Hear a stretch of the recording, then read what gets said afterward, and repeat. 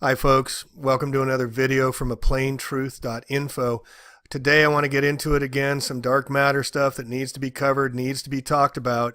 This is the recent couple things happened. One, Penn State, the judges finally came out and ruled against three administrators high up at Penn State, the president, for the cover-up of Sandusky's child pedophilia that had been going on for over a decade using his second charity, and recently about Baylor football team gang rapes that have been going on for years as well, also part of the recruiting at the Christian Baylor University in Texas. Now, first I want to note here, look at this right here. Look at who gets paid the most. It's the football and basketball coaches, and let's look at how these people behave. Well, Joe Paterno, he outed himself. However he died, he made sure he wasn't going to be around for the penalty phase of hiding what had been going on. They took away his 111 wins, but 2015 they reinstated him as the winningest coach. And it says here on the plaque that he was an educator and a coach and a humanitarian. Anything but. This guy was a royal scumbag and a liar for covering it up, and his three associates also convicted of covering it up. And you think that would have been, hey, the NC2A would be cleaning it up. But now we find out that, we're finding out that Baylor University was doing the same thing now. And this is post-Paterno days, and here they are doing it. And guess who the administrator was? Guess who the president was? None other than Ken Starr. You remember Kenneth Starr? Kenneth Starr was the lead prosecuting attorney for the Republicans against Bill Clinton in the Monica Lewinsky trial, where Bill Clinton got in front of the federal grand jury in 1999 describing what the difference is between sexual intercourse of the vagina and oral sex, and it depends on what is defining whether he had sex with that woman or not. And the federal grand jury let him off, and so did Kenneth Starr, and then he went to Baylor and supervised the gang rapes and the bonding experiences going on at Baylor University. This is how these scumbags rule, folks. They're ruling our universities. They deserve no credit. They deserve no platitudes for what they do. So let's get into what was going on in Baylor. And this says, oh, it's new. No, this was filed back in 2016. And as you'll see more, they've been trying people that have been abused, the children that have been abused, the women that have been abused, the parents trying to get the word out. They've been shut down and all this, and everybody stays silent. Well, I'm not going to stay silent. This is too much to get out, and I'm sorry if I sound pissed, but we've got to stop this shit from going on. It's going to continue more if we don't stop it. So Baylor University football players of drugging and gang raping young women as part of their hazing and bond ritual, and the university at Waco, Texas, failing to investigate. A federal lawsuit is finally brought against Baylor University accusing players of drugging and gang raping women, part of a hazing and bonding ritual, the university failing to investigate sexual assault. Players often took photographs and videos as they carried out the rapes. One woman, Jane Doe, said she was raped by 4 to 8 Baylor players in February 2012. The school had deliberately indifferent response, quote unquote. There was dogfighting, burglaries carried out by football players without consequence. Look the other way.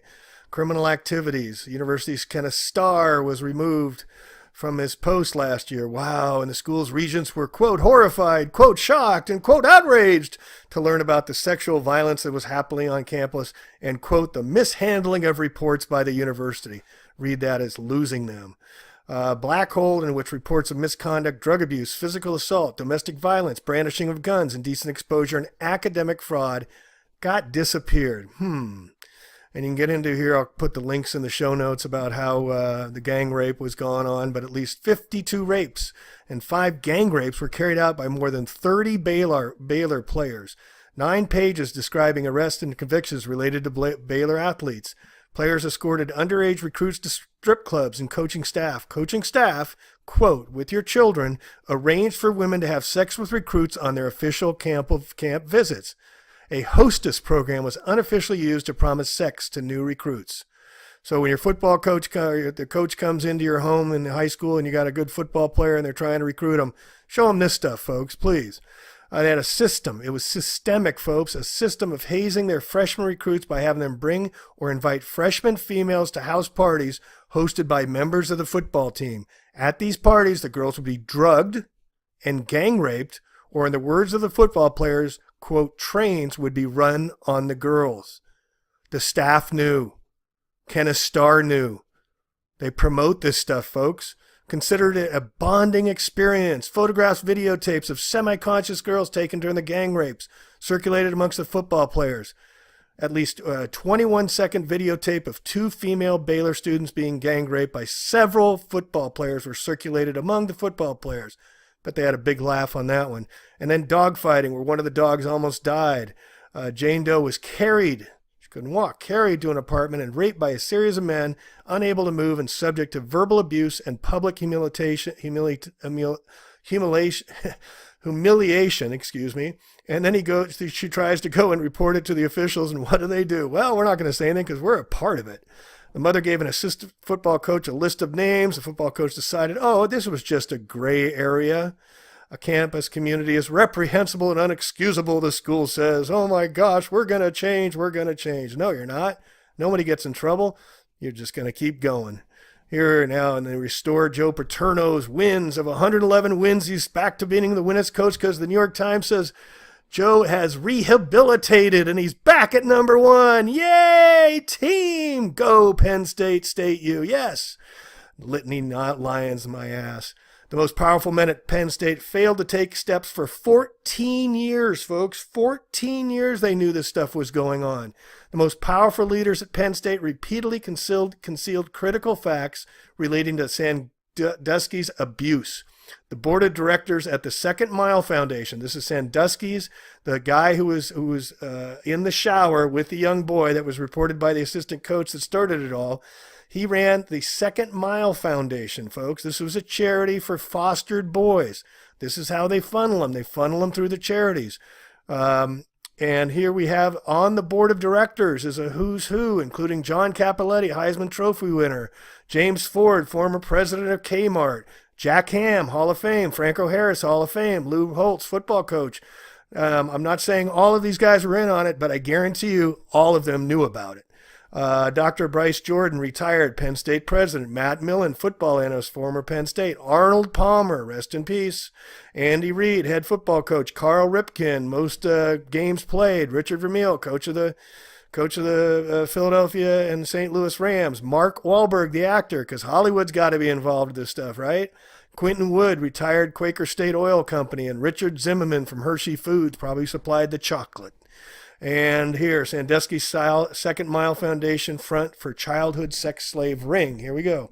Over the past 30 years, it was a model program. It was coveted by being so beloved that nobody would think something awful would happen like this.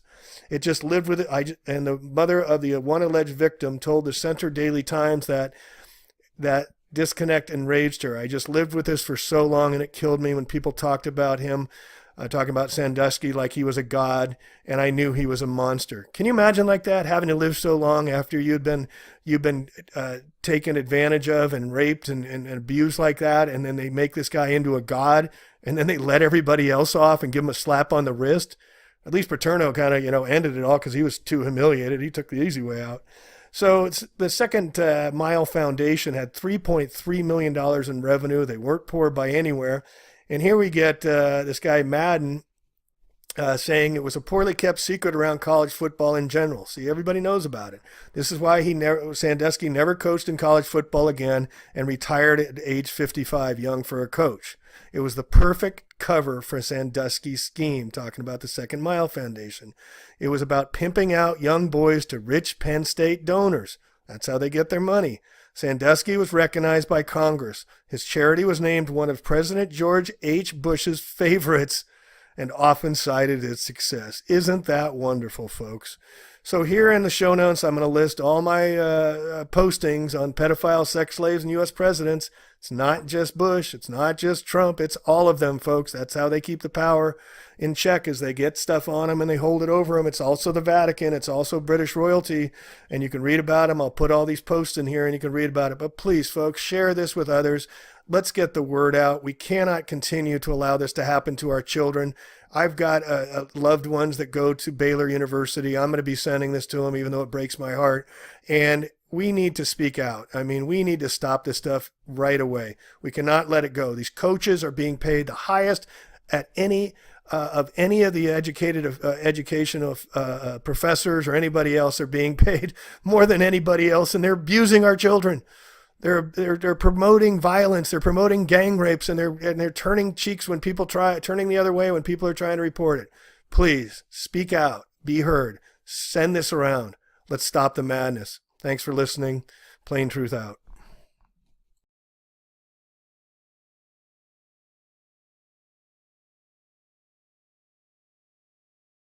And they reinstated him as the winningest coach. And it says here on the plaque that he was an educator and a coach and a humanitarian. Anything but. This guy was a royal scumbag and a liar for covering it up, and his three associates also convicted of covering it up. And you think that would have been, hey, over a decade using his second charity, and recently about Baylor football team gang rapes that have been going on for years as well, also part of the recruiting at the Christian Baylor University in Texas. Now, first I want to note here, look at this right here. Look at who gets paid the most. It's the football and basketball coaches. And let's look at how these people behave. Well, Joe Paterno, he outed himself. However he died, he made sure he wasn't going to be around for the penalty phase of hiding what had been going on. They took away his 111 wins, but 2015.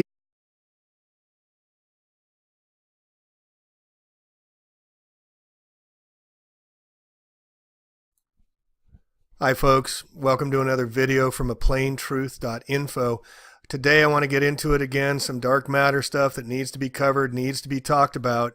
This is the recent couple things happened. One, Penn State, the judges finally came out and ruled against three administrators high up at Penn State, the president, for the cover-up of Sandusky's child pedophilia that had been going on for